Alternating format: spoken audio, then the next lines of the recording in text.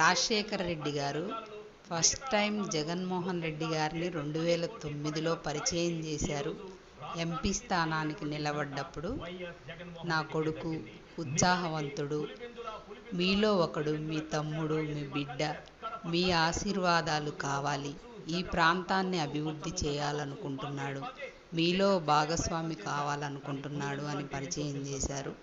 అదే first time ఎలక్షన్స్లో నిలబడ్డం YS Jaganmohan Reddy గారు ఈరోజు ముఖ్యమంత్రి అయి ఆ ప్రాంతానికి, ఈ రాష్ట్రానికి తనకంటే ఒక 2 అడుగులు ఎక్కువగానే వేసిన కొడుకును చూసి ఎంతో సంతోషపడేవారేమో.